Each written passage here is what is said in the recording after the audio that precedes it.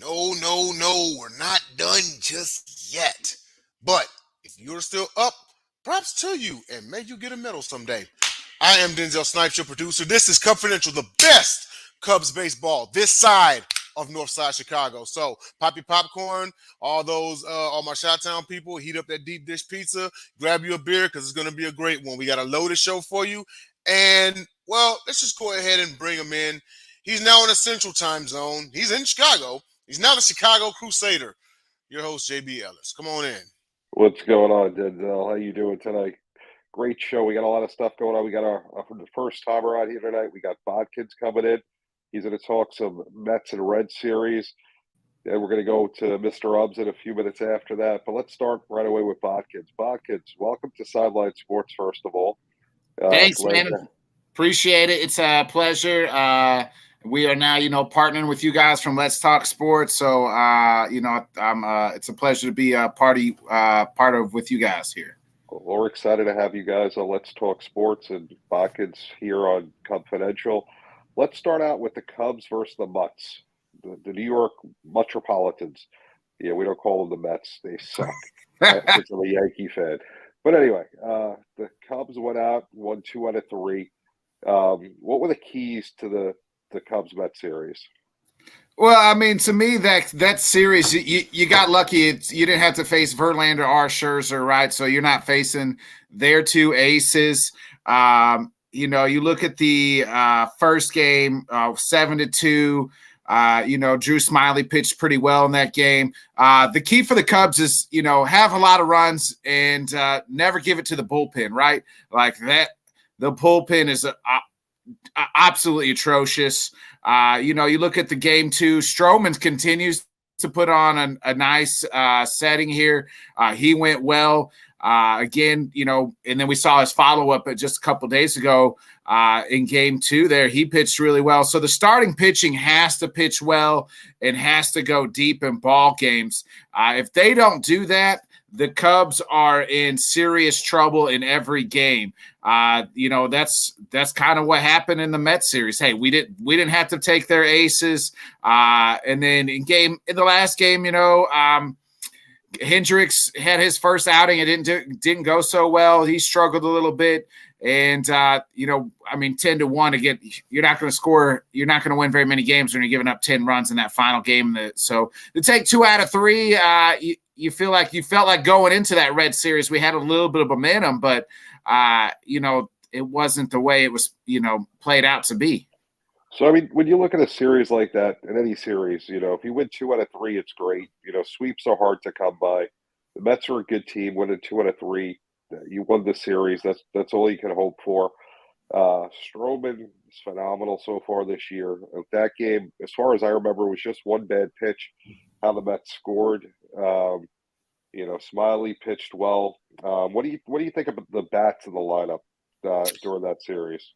I mean, they scored enough. I always go, hey, can we score 3 runs or more? If you score 3 runs or more, you should win the ball game. And so you get 4 runs on game 2. You scored a lot in game 1. You scored 7. Like, obviously, we gave Drew Smyly plenty of run support. Bats were alive. It still seems at times we're kind of like this for years, just this home run or bust, but we're kind of breaking out of that. We're producing a lot more runs, but we also have some guys that can hit it out of the park. I thought the lineup looked pretty well. I mean, I feel like once Cody Bellinger comes back and we can get that guy, we need one guy in our lineup where it just absolutely scares you. And I don't really know if we have that.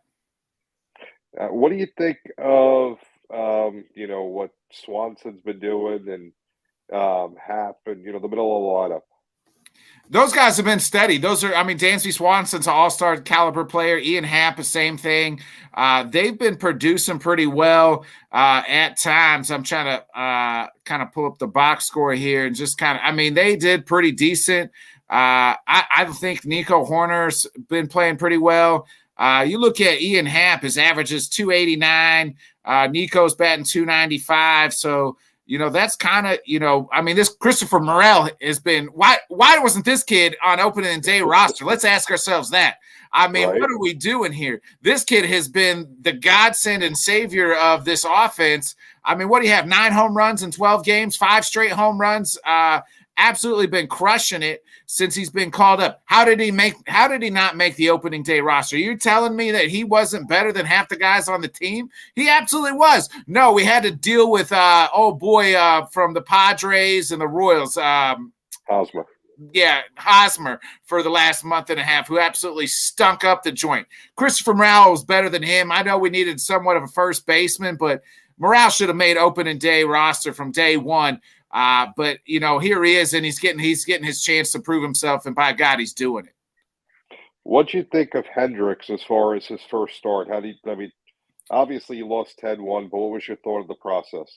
You just kind of go out there, hey, can he show us something? And obviously he pitched really well in this series against the Rays. So, he's going to have some ups and downs as he feels himself out. He struggled very early, obviously gave up 4 runs in the 3rd inning. And if he can't find his location, we know he's never had like the stuff. And once he finds the location and he can paint the corners, by God, he's still pretty good. And that's what this Cubs team needs. They don't need him to be ace Kyle Hendricks anymore, but they need him to even just be that good, solid 4th guy because we got some guys that have no business pitching in the major leagues right now. So let's go back to the Red Series. Now let's go to that. With the Red Series, the Cubs, for whatever reason, just struggle against Cincinnati. They got swept. 9-0 shutout of the 26th. Why can't we beat the Reds? I mean, not that the Reds are a good team. What's the issue? Well, the issue, hold on. This big old fat turd right here is Michael Fulmer. That's what the issue is. Our big signing of bullpen this offseason was Michael Fulmer, and he's produced this big giant turd that I'm holding up right now. That's Michael Fulmer. Get him out. Shouldn't be pitching. I mean, David Ross, why are we even running that guy out there? I don't really know why we're struggling with the Reds. They absolutely stink. I couldn't tell you outside of Joey Votto and other 2 Reds players on their roster. Like, that's a team, after taking 2 out of the threats of the Mets, you're thinking, hey, we should be able to sweep the Reds. Steele had his worst game of the year, and then he gets hurt today. So maybe that was a lingering issue that drug into today's game. That game, that was Friday's game. You think going in to Friday, you think, well, we got Justin Steele, who's been our absolute ace to me. That should be a game to win. Didn't happen. I just talked about the poop head that is Michael Fulmer in his 7.884 ERA. 7.84 ERA. That's ridiculous. Pretty atrocious. Yeah, that's saying it nicely. Yeah. I mean, they gave up, 9, 8, 6, 25 runs in 3 games. Yes. Can't do that and win games. Not at all. You can't do it at all. I mean, you're not going to win any games giving up that many. And that's not the first time that's happened to us this season. They just absolutely – the bullpen is awful. I don't know if it's David Ross. It's the collection of their arms. Now they're starting to bring up some of these young guys. Get anybody. Get Joe Schmo off the street eating a hot dog at Wrigley right now because he could do better than some of these guys. That bullpen is awful, and part of it is they haven't went out and got anybody. We don't have a closer. You look at today's game; it's a game we could have swept the best team in baseball, folks. So you know what that was? You know what today was, right? A Ross loss. Yeah, I love that term. We've been using it since last year. I saw people using it on the internet the other day. I'm like, they must be watching. Today was a Ross loss. He's by far the worst manager in the major leagues. How he still has a job? It's time for him to go. I've always said I was not really like a Ross hater, but I've definitely come around to hey, it's time for him to go. For the simple fact that it's not working. He's not working. He gets outmanaged. He doesn't know how to manage the bullpen.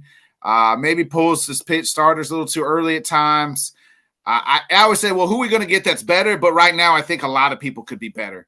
It's time for David Ross can't lead this team to the next championship. It was a nice run. We've cut every tie from the 2016 team, so you might as well cut ties from him. So see you later, David Ross, at the end of this season. Let's get another guy in there that can hopefully get us back to the promised land.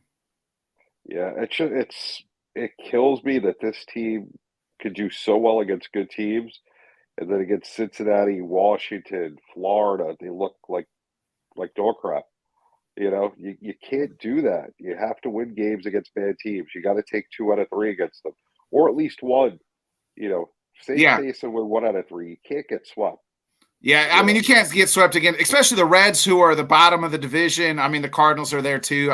We all stink. The whole division is absolutely dog crap. I mean, it's top to bottom. We're probably the worst. Maybe the AL Central could be worse than us, but the NL Central absolutely stinks, and that's the only reason we're floating around is, and still within striking distance to maybe, something crazy happens, we can win this thing. I believe we have the talent and the lineup if Hendricks can come back, Talion needs to go too. He absolutely stinks. He has no business being a starting pitcher. That move stinks. Let's go get some bullpen help. If we may get some bullpen help, we got a chance to win this division because it's so garbage. So, Cub or dud, before we get you out of here, Stroman to the NL All-Star team. What do you think? I'm going to say Cub. I will say that I think Justin Steele's probably more deserving, though. I would rather see, if you ask me who I want, I'd rather go with Justin Steele. Interesting. Well, tell people where they can find you, Bodkins. So you can find me at the Bodkin Show and on that's on my own YouTube channel and plus on Let's Talk Sports. We'll be putting out a new show called Let's Talk Sports Show that I'll be get to be the host of. That'll come out on Monday. I'll be putting out a new show, the Bodkin Show, tomorrow night, 8:00 Central Time Zone. We'll be updating our MLB Power Rankings. We'll talk about the NBA Finals and everything else. Well, it was a pleasure having you on. We hope to have you on more often, man. Nice meeting you. Hey, appreciate it as always. Thanks, gentlemen. It's been a pleasure. I made it without dropping any F-bombs, and that's hard for me to do when I talk about the Cubs, so I appreciate it. All right, man. Be good. Thanks. Without further ado, it's that time. I know all our fans are waiting. The one and only Mr. Ubbs. What's going on? Not much. How you been? Not bad at all. And I'll tell you this, just the good old boys, never meaning no harm. I thought that was Waylon for a second there, man. But I'll tell you, Bodkins did a good job tonight. We appreciate him. Yes, he was excellent. So let's start right away with the Stroman one-hitter, which was a phenomenal game. Yeah. I had a chance to watch that. He was on fire. And, I mean, he pitched really good the week before against the Mets. Like I said, I thought he just made one bad pitch that game. Yeah. I thought he was phenomenal in that game. And then to come back with a one-hitter. What did you see during that 1-0 game? Oh, beautiful game. And it's what we were looking for last year. It's what I was looking for when it came to Hendricks and Stroman, back to back, which this last game was that. It was exactly what I've been looking for the whole time and stuff like that. You got that power with the placement. And these last 2 games with that whatsoever, and we should have done the sweep, like I was saying. And it was beautiful to watch. Love it. It'd be beautiful to watch with that. The difference is I would have rather won 8 or 9-0 because we've lost a lot of those 1-0 to 2-1 games in the last couple of years. Yeah, I mean, one run, and it was a great game to watch. Stroman was definitely on. They just weren't hitting. They couldn't get anything done. It was rough on the offense, but good to see him pull out a 1-0 game, come back the next day, win another 1-run game. And after getting swept by the Reds, Tampa Bay, best team right now in baseball, comes into Wrigley, and in all honesty, should have been swept. If Ross doesn't handle the game today, but it's a sweep. That was his Ross loss because Wisniewski was absolutely going to town. Yeah. He was going to town, and then you let it go, and it's like, I mean, see, he overmanages. That's the big thing that happens with certain managers, especially ones that should have been in the minor leagues to begin with. You don't learn. You have to learn the hard way on things like this. I just don't understand. Like, Wisniewski's a starter. You bring him in the, I believe it was the fourth inning, and he's cruising. He's not having any trouble. Why is he taking him out of the game? What's the thought process there? Well, I'm telling you right now. It's just he overthinks, and that's the big issue with him. He wants to present, oh, I am a great manager. Oh, I'm going to get this. I'm going to have to learn from it. He got to remember he should have been in the minors to start. I kept saying something like that. These are things you learn from there. They don't need to be ruining our team doing that. This is a way. This is a very fun team, and it's a manager way. I really feel as though he's a member of the Teamsters. They're just not getting rid of him. Yeah. It's scary. I think this is it, though. This is going to come up to it after the break or whatever. If they can't get themselves going, it's like because they are a manager away. They've got a fun team.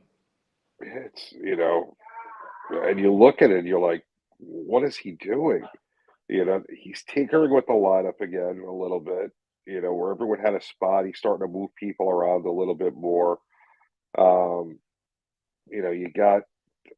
I just don't understand what he's doing. 152 hitter in the second role. Is that Macedonia, I believe?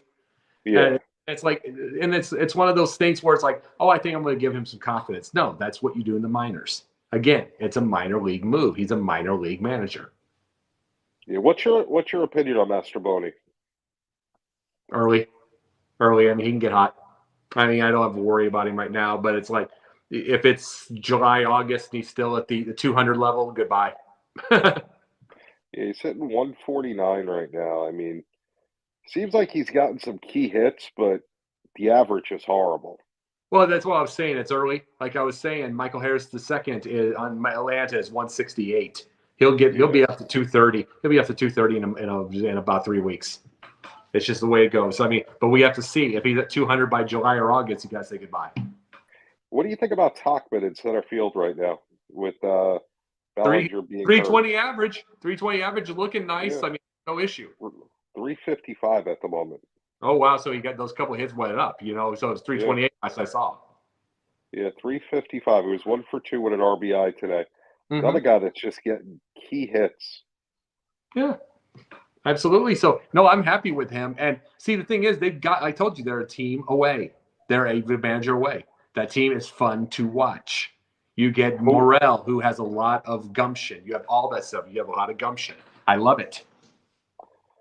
Yeah, and you look at today, I mean, Leiter has been really consistent on the bullpen. He's probably been the bright spot in the bullpen, and he got touched up today for 3 runs. Well, that happens normal. I mean, Bodkins loves him. I mean, Bodkins is totally a fan of his. It's like you could absolutely see he's going to shave for him. But you look at this, and it's just horrible. Any word on the Steele injury? What happened? Don't know, but I'll bet you we have a 10-day. Well, we're losing for 10 days. Okay, 2 starts. Yep. Let's talk about some roster moves. We got Michael Rucker going to AAA. Another one he loves. And Wisniewski coming up. I mean, what did Rucker do while he was here? Nothing. 7 ERA. Couldn't place anything. Couldn't place a thing. Did not. I mean, and Wisniewski's dumb. That was dumb because he was rolling. He's rolling when he's on. It's like we're just thinking about it. My question for you at Wisniewski, all right? He had a nice little. He started out bad the season started. He then had a couple of good starts in a row. I think he had like 3 quality starts in a row. Then he had one really horrible start. They kind of sent him down. And now they brought him up. Issue is like we have Jordan Walker on the you-know-whos. Yeah. Jordan Walker, he was really hot. Then they said you have to hit the ball more, and then he stopped hitting. Yeah. And it's like, Wisniewski that's like making an excuse to send him over there, then that could happen to him. Send him an excuse. Sometimes you just have to admit they're doing good and just let it be. Yeah, it's just I didn't get why they sent him down to begin with, and then they brought him back up. He obviously pitched really well today. I'd like to see him start. To be honest with you, I think that get rid of Italian at the moment. You know, Italian's a surprise. Italian's better because he was 14-5 last year. It's like this is a lot of the things that happens with fans, though. You know what I mean? I mean, it's not a bash on Bodkins. I'm just saying they get it on fans. They don't look at what was last year. He was really 14-5. I was excited for this. He's just having a struggling time. He hasn't figured it out. no. I mean, I'm not disagreeing with you. Something about Wisniewski. I think if he could pitch the way he pitched today, and he was pitching before they sent him down, I think he'd be a good asset as a starter. I kind of like him as a fourth or fifth starter. They could ruin his confidence like they did Jordan Walker on the other side. Yeah, that's true. Let's get into the hot Cub time machine. You know, press the button. This is really a time machine. I mean, they didn't even have hot tubs then. Let's talk about this guy. His name is Frank Chance. You know, so tell me what you know about Mr. Chance. 4 100-win seasons, the rest 90-win seasons. And here's what I mean, tremendous. I mean, he got himself his World Series, went to 3 of them. You know, and it's like these are the crazy parts of this. And then think about this for 1 second. Think about this for 1 second. Then he goes straight to the Yankees and has a couple of really bad seasons. And the Red Sox, 10 years later, another bad season. He's retired. So basically, Frank Chance was the Casey Stengel of baseball, of the Cubs. All absolute winning with the Cubs, and then went everywhere else and lost. That was Casey Stengel. Everywhere and lost, won with everything with the Yankees. So what was the reason for his success with the Cubs that he couldn't be successful anywhere else? Well, the Cubs used to have everybody. Cubs had everyone in those days, too. Got to remember that kind of part. And plus the fact, you got to remember this, you hire somebody like that when they're won all those games and you think you've got something. It's also the organization. The Cubs organization was huge in the aughts. Huge. They got everybody. So it's like the Yankees did not during that time. You got to remember it was Boston Red Sox that was big before Babe. Right. Now, is Frank Chance the same Tinkers to Evans to Chance? Yes. That's kind of cool. It's like you got to remember it was like 1898 to like 1914 as a player, and then 9 years he was a player coach. So he had a pretty amazing career. Yeah, absolutely. How was he as a player? I didn't check on that thing because I was doing the manager. I didn't check on that part, but I'll bet you I could find it in a hurry, you know. But I'm kind of curious. I mean, obviously, you know, he was part of one of the greatest double play duos in 4 history. picks in 5 years means you're going to the World Series. It means you have a mind. It's just like Right. The main thing is you also had the organization. That whole Yankees thing, people forget because the Yankees have won 27 titles that they weren't good until the Babe. So they brought Frank Chance in from the Cubs and they didn't do anything. I mean, a couple hundred lost seasons. Right. No, I definitely hear you. So, Cup or dud, Stroman as an NL All-Star. Absolutely. It looks like that. And let me tell you this right now. And let me say this. I'll agree with that on Stroman. But here's the thing about Hendricks. There was a time where one run, that would have been the end of it. The game was over. Done for 5 years. That's not him anymore. And you know something? That's fine. That's fine. He doesn't have to be the ace anymore. I still think he can be the third winningest pitcher, everything like that. And I mean, I still think he can be the 3.5 ERA and still plays. He's just not that same guy anymore. Stroman is our guy now, and I think he goes. So when you see Stroman on the mound and he's showing all this emotion, do you like a pitcher that shows that type of emotion, or you think he should dial it down? Nope. Love it because I love it with Morel. It's like this team needs to get some kind of emotion to go. And they need to be able to get the crowd pumping, because when they get a manager, they're going to start hitting it and nailing it big. They're going to start winning huge. And that's the big thing. Got to remember, Washington went 19-31 and won the World Series. It's just a manager away.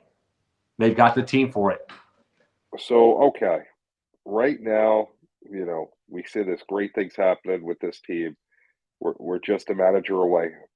Who's the manager when we get rid of Ross?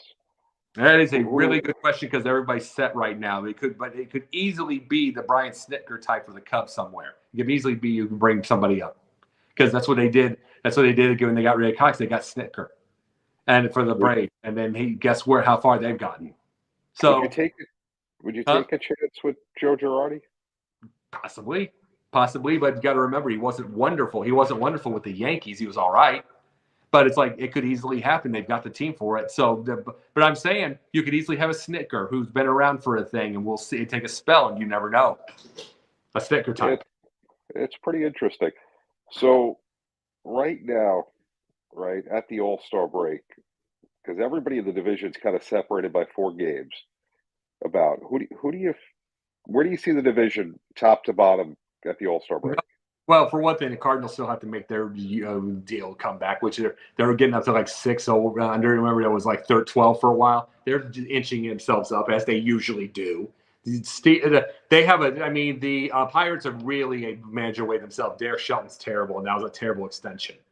Milwaukee's meh. So it's like the Cubs can make a run and do enough of these games against these series against Tampa, but you don't know, and it's inconsistency with Ross around. All right. So where can people find you, Mr. Ubbs? Our list is too big, but I'm going to bring this thing. I will be at the Austin Riley's inaugural golf event for veterans. I will be there for veterans, and I will be on the red carpet giving interviews for Sideline Sports all through Monday morning. It'll be this next Monday morning. I'll be over there on behalf of Sideline Sports. That sounds like a great event. It's a wonderful event. I've met a couple of the ones already. Kevin Butler's going to be there from the Bears, 85 Bears. So he's going to be. I've met him before, and I've met Marquise Grissom before. I can't wait to see him again. That's awesome. Well, I look forward to seeing your interviews. We're going to have you back next Wednesday with the next version of Cubfidential. Let's hook my feet up with Sideline. Let's get it done. What happened? Let's hook it up with Sideline. Let's get it done. We'll get it with Sideline on Monday. You know what I mean? Because I'll have all the. Yeah, you'll take care of it. You can do that. No problem at all. Till next week, Mr. Ubbs. Be good. Denzel, step in for a second. Have a good night.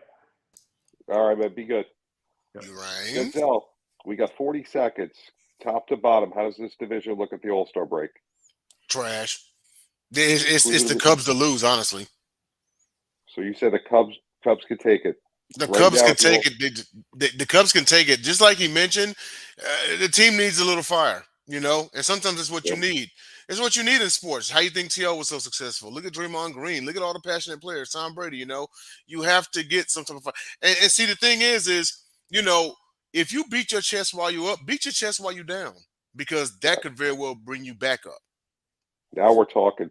Don't forget, check out Sideline Sports, NFL Alumni Media Network, Tuesdays, 8:30. The Gauntlet Friday nights. Denzel, take us out of here, man. We're out. See y'all.